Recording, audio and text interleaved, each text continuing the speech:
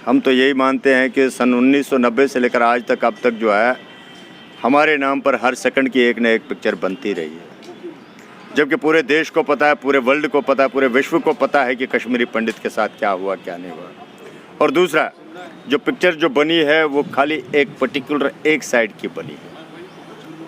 आप उसमें सब कुछ लाइए तब तो लगता है कि सिंसियरिटी है, ये बिकने के लिए नहीं है, वाकई में दिल की दर्द है। ये जिस हिसाब से पिक्चर बनाने वाले लोग हैं वैसे लोग कश्मीर में थे जो कहते थे नाले तकदीर अल्लाह अकबर।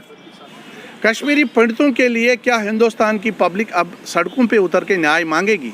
क्या उनके लिए रिहेबिलिटेशन मांगेगी? क्या उनके लिए वापसी का प्रावधान मांगेगी हिंदुस्तान गवर्नमेंट से?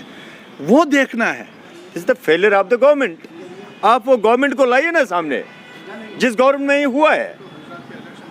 देखिए उस समय भी वीपी सिंह साहब प्रधानमंत्री थे, उसके साथ में वाजपेयी जी थे, इधर से नेशनल कॉन्फ्रेंस थी, ऊपर से जगमोहन साहब आ गए थे।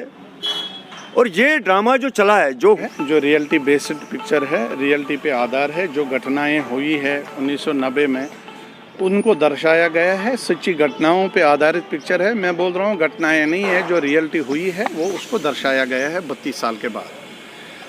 हिंदुस्तान की पूरी जनता को पिक्चर देखनी चाहिए, बिना किसी भेदभाव, बिना किसी कास्टिज्म, बिना किसी रिलीजन के, क्योंकि ये पिक्चर रियलिटी बेस्ड पिक्चर है और जो घटनाएं वहाँ हुई माइनॉरिटी पे वो उसमें दर्शाया गया है।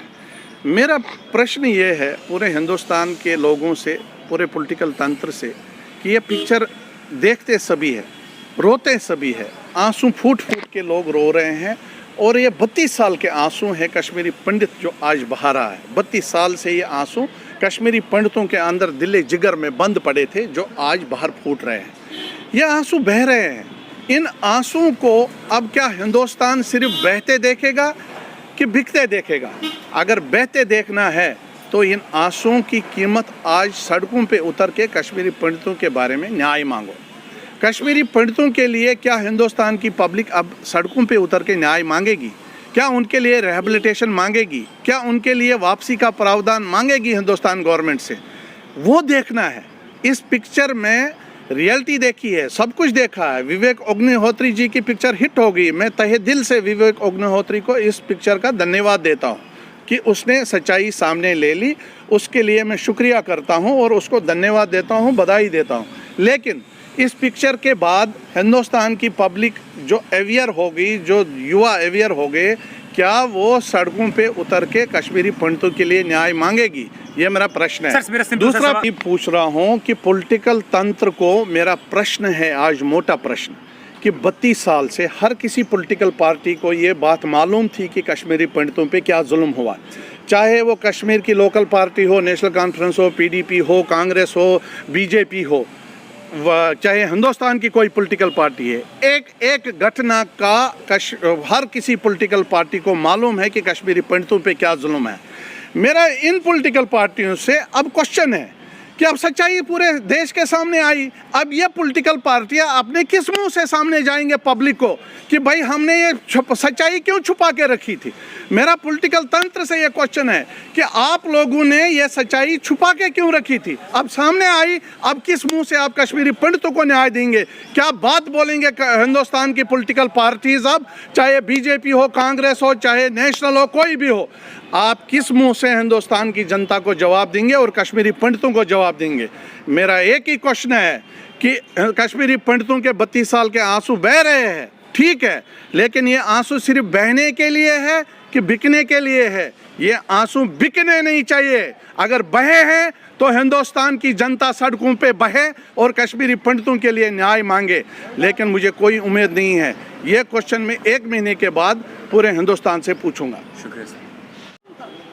चूँकि जब हम सन 1990 में निकले हैं हालात ऐसे थे, इसमें कोई शक नहीं है।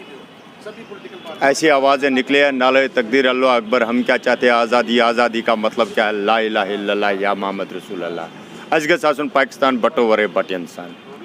और एक नहीं, 2 नहीं, 10 नहीं, 50 नहीं, 50 हज़ार लोग आते थे एक एक गाँव में। हम लोग माइनॉरिटी में थे, मुझे याद है हम जो है 4 घर रहते थे अपने गाँव में। तो हम अपने पड़ोसियों के पास गए, हमने कहा भाई ऐसी ऐसी बात है। उनका साफ कहना था भाई हमें अपना नहीं पता है, तुम्हें क्या कर सकते हैं। ये उस समय हुई है सिचुएशन।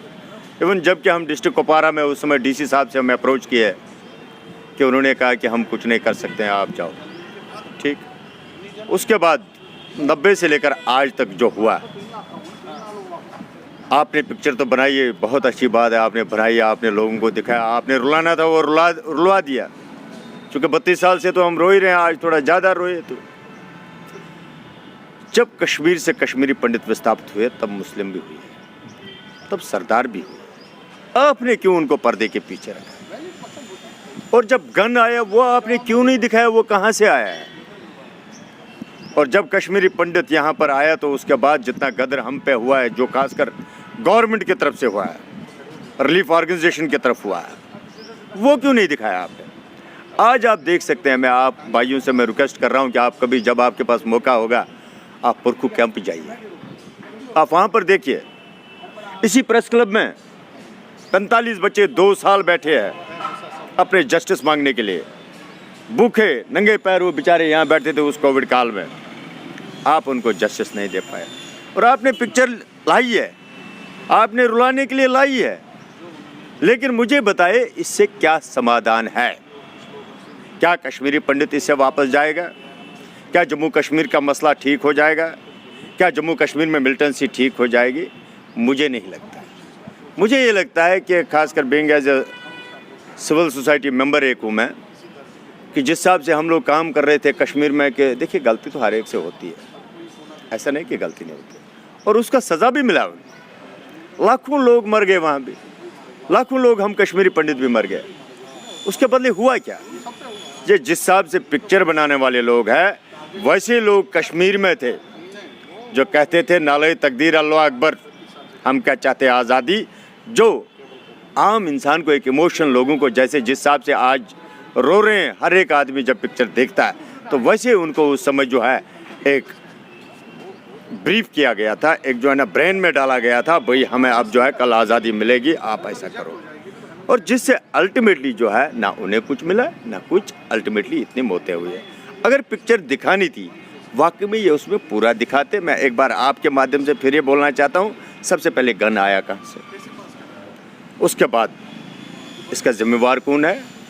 तो मेरा ये मानना है is the failure of the government. आप वो गवर्नमेंट को लाइए ना सामने, जिस गवर्नमेंट में ये हुआ है। देखिए उस समय भी वीपी सिंह साहब प्रधानमंत्री थे, उसके साथ में वाजपेयी जी थे, इधर से नेशनल कॉन्फ्रेंस थी, ऊपर से जगमोहन साहब आ गए थे।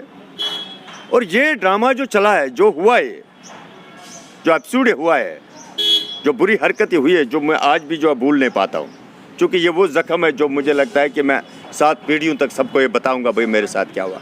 लेकिन मैं इसमें मानता हूँ this the failure of the government of India, क्योंकि अगर ये ज़मीन मेरा है, अगर जम्मू कश्मीर मेरा है, तो दूसरा आदमी कैसे आएगा इसके ऊपर अटैक करने के लिए? मैं इस चीज़ में उस चीज़ को जिम्मेदार मान रहा हूँ। बाकी पिक्चरें तो आती रही जाती रही, 10 दिन रहेगी, उसके बाद क्या मुझे इससे कुछ फ़ायदा होना है, ये मैं आपके माध्यम से पूछूं। सर सियासी आप ये बात हकीकत है कि हम लोग माइनॉरिटी में थे, हमें उससे जो है ये एक तो डर भी होता है, दूसरा हम कुछ कर भी नहीं पाते थे। लेकिन मरे तो बहुत है, गलत तो काफ़ी हुआ है। गलत खाली हिंदू के साथ ही नहीं हुआ, मुसलमान के साथ, सरदार के साथ भी, जो कि नहीं होना चाहिए था। लेकिन मैं इस चीज़ का बार बार ये चीज़ कहता हूँ, this is the failure of the politician of the India, this is the failure of the government of India. इसमें और आप किसी को जिम्मेदार मत ठहरे।